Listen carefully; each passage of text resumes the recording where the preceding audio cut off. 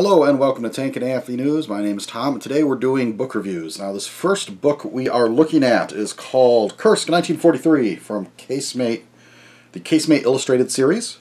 Now obviously Kursk is a topic that has been covered extensively in a lot of books. It's one of those things that if you want to go down that rabbit hole, it's a pretty deep one because we got everything from, there's different types of photo books that have been published on Kursk. There's rather large, thick, scholarly type works that have been published. There's been a whole field of, I'll say, sort of revisionist history as far as Kursk that you can really dive into.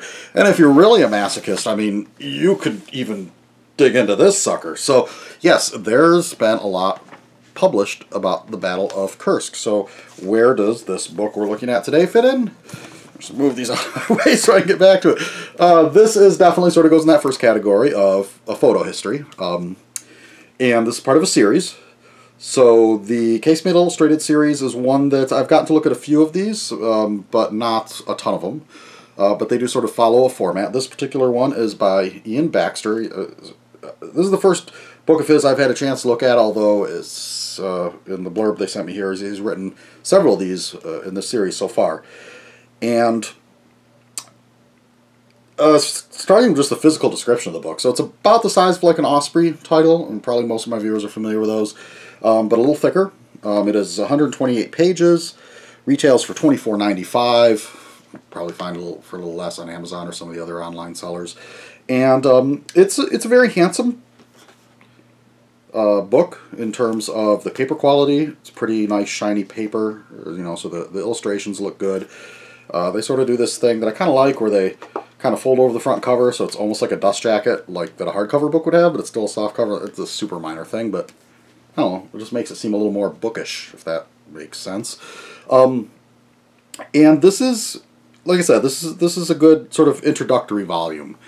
Particularly if, Kursk is not a campaign you know much about, particularly if you're interested in it from the angle of tanks and armored warfare of World War II, because that's where a lot of the focus on this book is at, covering the different types of tanks, different equipment, and some of the different personalities involved, generals and whatnot.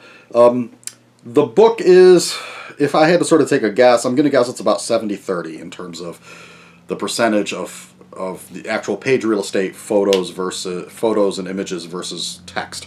So it's primarily, I would say most of the real estate's taken up by images. So you're talking 128 page book, but it's probably like about 50 pages worth of text.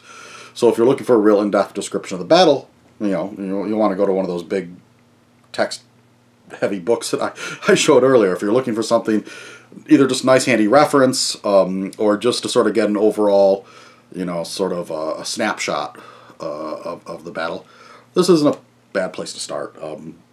It's pretty readable. Like I said, it's quite attractive. The photos are interesting. Some of them I recognized because I've looked at other photo books of Kursk battle, and a lot I didn't. But that's my memory on photos is not, my memory's just not that great. Period. People think it is, but I'm constantly having to look up everything over and over again as far as facts and designations and names of things. But so yeah, so just to sort of give an example of a typical, we can see, okay, sort of see that's fairly typical. So you got several pictures there. That particular page is German tank destroyers. Obviously the pictures skew heavily toward German forces, just like is about every book you're going to find on Kursk or on the Eastern Front. And I'm just assuming this is because German soldiers were just taking more pictures, or they had photographers sent out there to document things much more than the Soviets, or at least, those photos made it back to the West. So, that'd be a really interesting book, actually. Never thought about that. Somebody talking about, sort of how the photos that we have of the Eastern Front got back to the West, who was taking them and all that sort of thing. That's an aspect of the war I actually don't know much about. Here's an example you can see where they just are listing order of battles. So you sort of, if you're just sort of looking through, you're like, oh, what units were involved in this battle? Without having to go to it does have some recommended reading at the end of the book. So, yeah, all in all, I mean, you know, there's one describing the tanks. I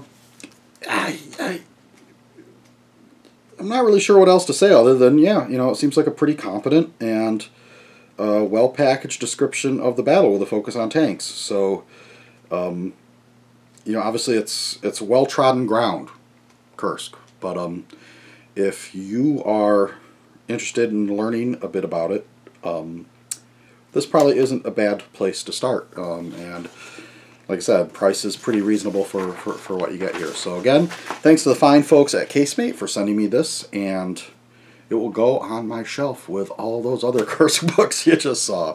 So thank you, and we will catch you on the next one.